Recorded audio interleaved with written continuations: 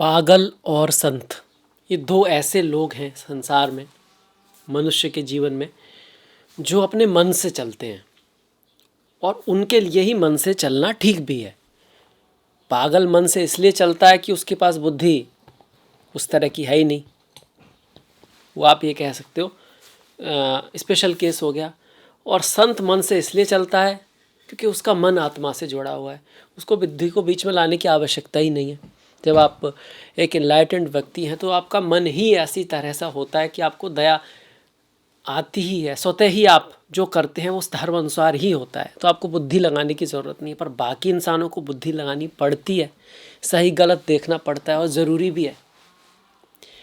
और केतु का सर नहीं होता, इसीलिए केतु संतों को भी दिखाता है और कहीं ना कहीं टेररिस्ट और पागलों को भी दिखाता है।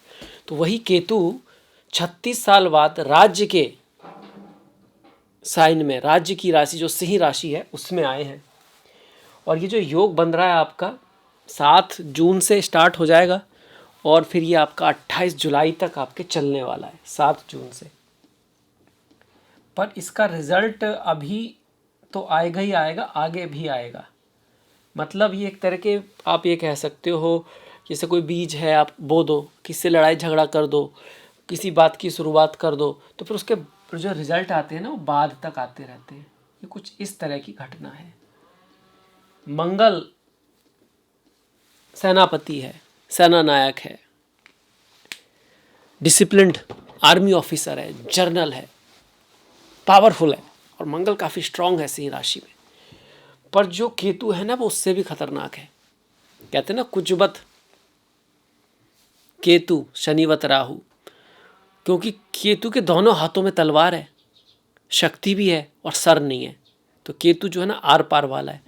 मंगल थोड़े नियमों का पालन करता है, क्योंकि भाई डिसिप्लिन है, आर्मी के नियम होते हैं कुछ, इस युद्ध के नियमों का पालन करता है कहीं ना कहीं। केतु उसको भी पालन नहीं करता, तो बहुत ही खतरनाक युति मानी जाती है मंगल और केतु की। इसको पिशाच योग भी कहते हैं।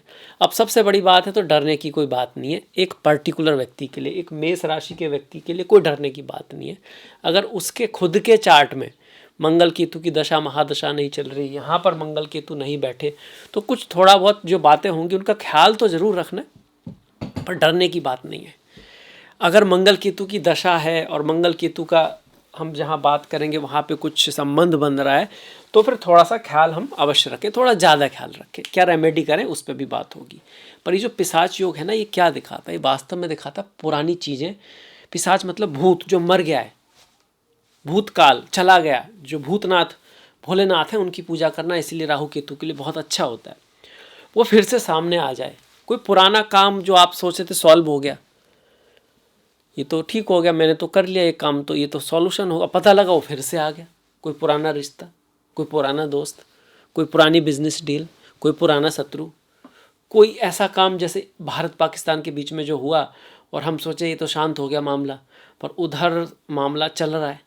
तो वो ऐसी चीज़, सडन चीज़, अनप्रिडिक्टेबल वायलेंट इमोशनल इवेंट, कोई पुरानी चीज़ फिर से सामने आ जाए, कोई ज्वालामुखी जो अंदर ही अंदर है, कोई पुराना रोग जैसे होता है ना, पता ही नहीं चलता और एकदम से जो दिखाई देता है, अंदर कोई दर्द ही नहीं है, कोई सिम्टम नहीं है, तो व्यक्ति तो यही समझ रहा है सब ठीक है, सब अच्छा है, फिर अचानक से पता लगता है यहाँ पे तो कोई गांठ है, कुछ ऐसा है।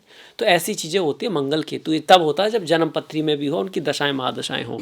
पर दुनिया के लेवल पर तो ये चीज़ें ज़रूर होंगी। बॉर्डर्स के कन्फ्लिक्ट होने वाले हैं, लड़ाई झगड़े बढ़ने वाले हैं, युद्ध वगैरह होने वाला है, आग वगैरह लगने वाली है, थोड़ा बहुत कहीं भूकंप वगैरह भी आ सकता है, जल तत्व वगैरह, हेलीकॉप्टर वगैरह। ये जैसे बाउंड्री चल रही है ना, जहाँ पर भी बाउंड्री के युद्ध चल रहे हैं, बाउंड्री को लेके, सीमाओं को लेके, जैसे रशिया यूक्रेन है, अमेरिका कनाडा है, ये सब बढ़ने वाले हैं। आपके लिए कहाँ हो रहा है? पंचम भाव में हो रहा है। पंचम भाव किसका है? प्रेम का है। क्या चीज़ है? पहली चीज़ है प्रेम, रोमांस, संतान। इन 3 चीज़ों में सडन निर्णय नहीं लेना है, इम्पल्सिव नहीं होना है, कूल होके माइंड का यूज करना है, गुस्से से काम नहीं लेना है। तीनों में ही, प्रेम में कोई पुराना प्रेमी प्रेमिका दोस्त फ्रेंड की वजह से कोई दिक्कत या उसको कोई दिक्कत, रोमांस में भी ऐसा ही, और संतान के मामले में कोई इशू था जो आप सॉल्व हो गया था, आप सोचे थे ऐसा सब ठीक है अब तो सब बढ़िया है, और फिर से वो इशू आ जाए आपके सामने, ये हो सकता है। पर यहाँ एक अच्छी बात भी है कि केतु और मंगल जो है, मंगल केंद्र के स्वामी हैं और केतु जो हैं वो त्रिकोण में बैठे हुए हैं। अगर राहु केतु त्रिकोण में बैठ के केंद्र के स्वामी के साथ बैठते हैं तो एक राजयोग भी होता है। राजयोग होने का मतलब क्या हो गया, ये कुछ अच्छा भी रिजल्ट देगा। अच्छा क्या कह सकता है, आपकी पहचान बढ़ सकती है, आपको कुछ बड़े लोगों से मुलाकात हो सकती है, किसी चीज़ के कारण आपको नेम फेम मिल सकता है। अगर आपको आर्टिस्ट हो, आप स्पोर्ट्स में हो, आप आर्मी में हो, आप किसी सॉफ्टवेयर डिज़ाइनर हो, आप साइबर सिक्योरिटी में हो, कुछ राहु केतु के काम है ये कहीं ना कहीं। इंटरनेट से जुड़ा हुआ कोई काम है, एआई से जुड़ा हुआ, मैथमेटिक्स से जुड़ा हुआ काम है, तो उसमें फिर ये मंगल केतु का योग आपको पॉजिटिव रिजल्ट भी देगा। यहाँ से मंगल की दृष्टियाँ अष्टम भाव मतलब इनहेरिटेंस से संबंधित कोई इशू, पुराना इशू वापस आ सकता है। सास ससुर के साथ रिश्तों को थोड़ा सा बना के चलना है आपको। यहाँ पर अष्टम भाव जो है इसके साथ साथ पास्ट एनिमी, पुराना कोई दुश्मन वगैरह, कोई पुराना इशू, कोई लिटिगेशन फिर से आ सकता है, तो उसका अगर कुछ ऐसा है तो हम ध्यान रखें। पहला एग्ज़ाम, पंचम भाव पढ़ाई लिखाई का ना, तो एग्ज़ाम को लेके कोई आपने सोचा था यार तैयारी हो गई और पता लग रहा है फिर से करना पड़ रहा है, कोई पुरानी बिजनेस डील वो फिर से आ सकती है, इनहेरिटेंस के इशू आ सकते हैं यहाँ पर। अच्छा, यहाँ सबसे बड़ी बात है कि लड़ाई झगड़े से बचना है। आपको ऐसा लगेगा कि मेरा जो स्पाउस है ना उसको बहुत गुस्सा आ रहा है, मेरे पार्टनर को, दोस्त को, फ्रेंड्स को, मेरी संतान को बड़ा गुस्सा आ रहा है, और एक कहीं ना कहीं आप कहोगे वैराग मतलब वैराग्य से का आपको ऐसा लगेगा कि उसको मेरे से कोई मतलब नहीं है।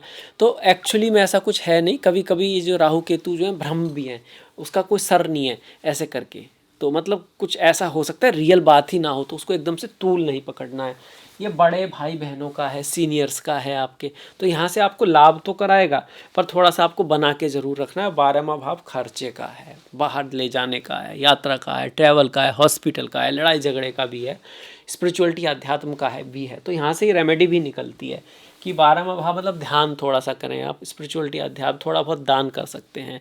एज ए रेमेडी मैं यहाँ पे कहूँगा, क्योंकि ये पंचम भाव है, इसके कारक गुरु होते हैं, तो गुरुवार के दिन अगर आप मंदिर जाते हैं, धार्मिक प्लेस जाते हैं या वहाँ पे कुछ करते हैं, ऐसा हेल्प करते हैं, साथ में हनुमान जी की पूजा जो बेस्ट रेमेडी रहने वाली है मेष वालों के लिए।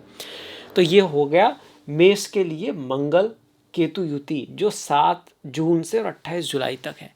अब ध्यान ये रखना है कि इनके रिजल्ट थोड़े पहले ही स्टार्ट हो जाते हैं।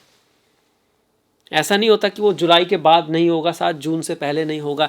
सीक्रेट ही अभी सीक्रेट एक हुआ है, यूक्रेन के बारे में आपने सुना होगा कि उसने सीक्रेसी से कुछ किया जिसकी वो बहुत दिनों से तैयारी कर रहा था, पुराना इशू है, सामने आ गया।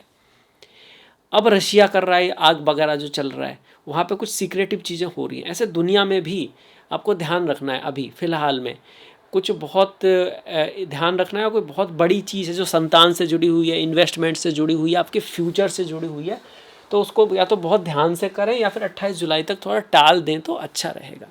तो ये था मेरी तरफ से मंगल केतु की जो युति है, नाम पिशाच है, उसका जो है कहीं ना कहीं रिजल्ट क्या आ सकता है उसके बारे में। आपको अच्छा लगा हो तो लाइक कीजिएगा, सब्सक्राइब कीजिएगा। अगले मुलाकात तक आपका बहुत बहुत धन्यवाद। नमस्कार।